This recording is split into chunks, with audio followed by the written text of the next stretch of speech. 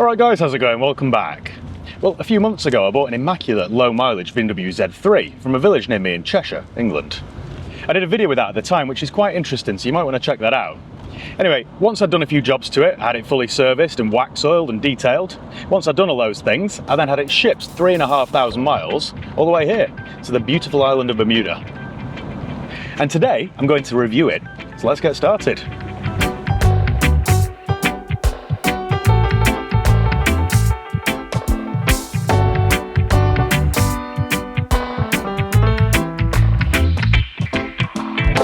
The BMW Z3 is a two-seat sports car which ran from 1995 until 2002.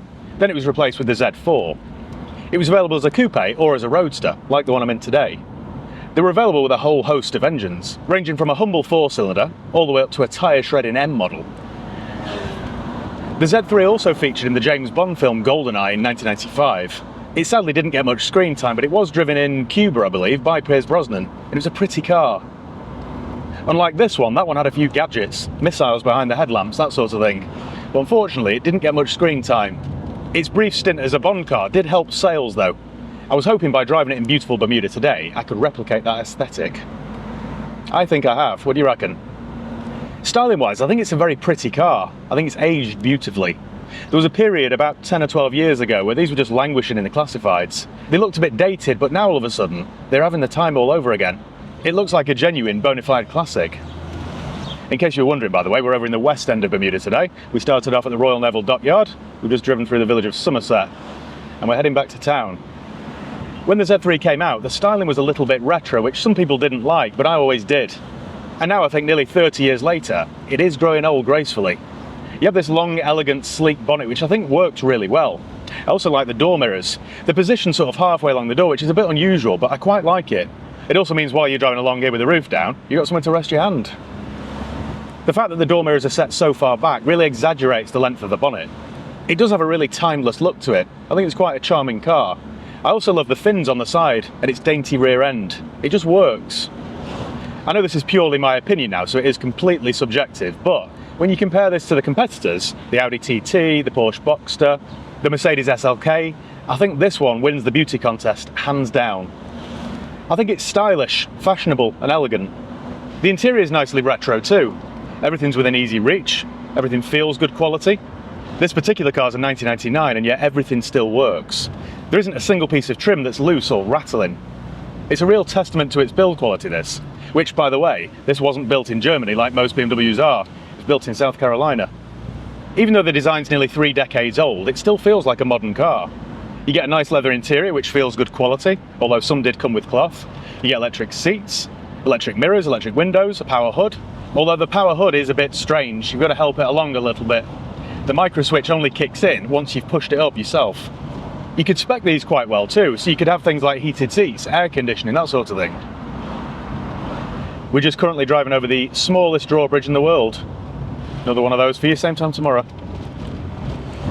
Although it's a small car and it is very low, you're reminded of that every time you try and get in or out of it, there is a surprising amount of room inside.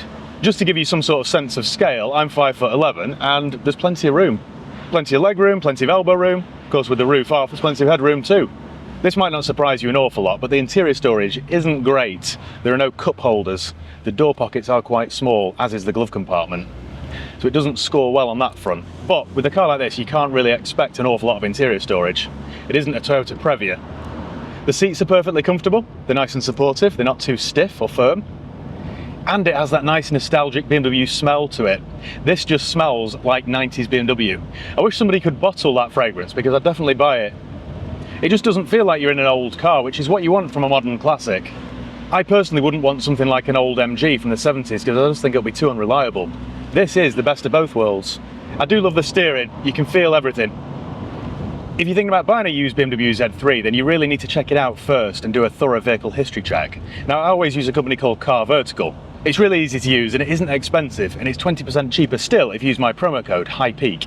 That's HIGHPEAK, all one word. All you do is go to carvertical.com, type in the reg or the VIN, and then away you go. And it's a very thorough check, so it checks databases in 35 different countries. It checks hundreds of millions of cars. So it'll tell you if it's ever been stolen, written off, had a mileage rollback, or has outstanding finance on it. So let's take a look at this one then that I found on Facebook Marketplace. We'll type the reg in here, and away we go. So as you can see, it's all clear. If we scroll down a little bit more, it shows you the mileage over the years. It also shows you the MOT history, the ownership changes, colour changes, all that sort of stuff. It really is the first thing you need to do before considering buying one. And don't forget, you'll save yourself 20% off each and every check that you do if you use my promo code HIGHPEAK. Or alternatively, click the link below in the video description. Right, back to the Z3. Moving back to the boot, again, the boot isn't huge, but it's big enough for a couple of weekend bags. And that really is all you can ask from a car like this. It isn't totally impractical, it does the job.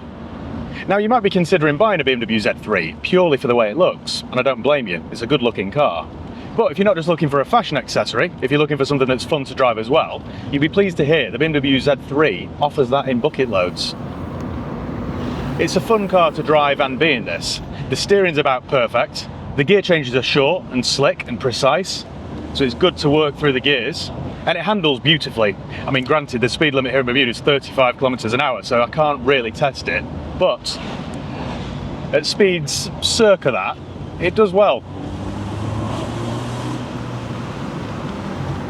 If you want your BMW Z3 to be fun and fast, then I'd recommend going for a 6-cylinder. Something like the 2.8 straight 6 is a gem of an engine. That also comes with a limited slip diff. The 1.9 litre 4-cylinder engine, like fitted to this one, is a naturally aspirated engine, and it isn't the quickest. It's fine here in Bermuda, but if you want some fun, this isn't the one to go for. You really need the big 6-cylinder. Sadly, you can't have that here in Bermuda because there's a limit of 2.5 litres, so that's not an option. This 1.9 does alright, but you do have to work it. You have to sort of wring its neck a little bit before you get any power from it. It is there though, but it does make you work for it. This one's fitted with a 5-speed manual gearbox, which is a pleasure to operate, but you could also buy it as an automatic, which isn't the best, to be honest. It's quite a clunky old gearbox, that. So again, if you want to have some fun, you really need to stick to the manual. It sounds quite good too, actually. There's a nice rasp to it. The roads here in Bermuda are a bit like the roads in the UK. They're riddled with potholes, but it rides quite well. It isn't too firm, it doesn't crash around. It's quite solid, really. You can't feel an awful lot of flex from it either, which is unusual for a convertible of this age. Also, when the roof's up, there's not an awful lot of road noise. You'd expect it to be deafening, wouldn't you? But it isn't. In terms of running costs, insurance isn't expensive because these now qualify for classic car insurance. Fuel, I guess, greatly depends on several factors: how you drive and which engine you go for. Something like this 1.9 will do 23, 24 miles per gallon around town and 34, 35 on a steady motorway run. So it won't break the bank, it's quite sensible.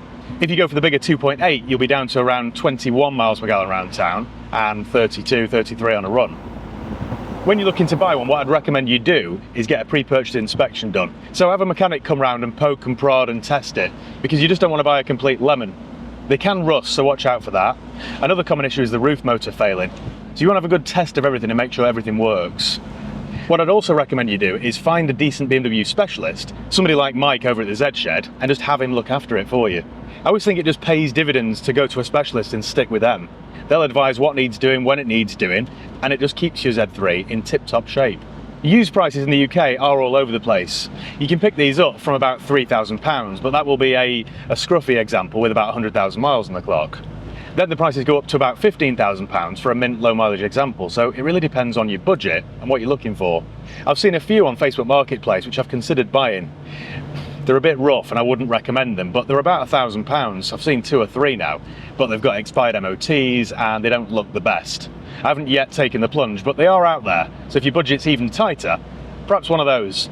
I'd only really recommend that though if you're going to do the work yourself. Overall though, if you want a fun second car and you're on a bit of a budget, the BMW Z3 is a great option. It's more dynamic and engaging to drive than something like an SLK or a TT, and it offers cheaper running costs than something like an old Porsche Boxster. So it does tick quite a few boxes, and they're at that age now where people are starting to notice them. As I said at the start of this video, 10 or 12 years ago they weren't particularly desirable. They were in their unloved teenage period, but now of course I think people are starting to realise it's a pretty car that's fun to drive and won't break the bank. And I think there are 3 solid reasons. There is quite a lot to like. I think it works really well here in Bermuda, and it would certainly work well as a fun Sunday car. The last time I saw this car, I waved goodbye to it at Liverpool docks, and I did threaten that I might meet it in Bermuda and do another video with it. Well, here I am. I hope you all enjoyed it. So thank you once again for watching. Make sure you give the video a thumbs up if you enjoyed it. Make sure you subscribe if you haven't done already. You can follow me on Facebook, Instagram, Twitter and TikTok. I'll leave the links below. And yeah, cheers guys. I'll see you next time.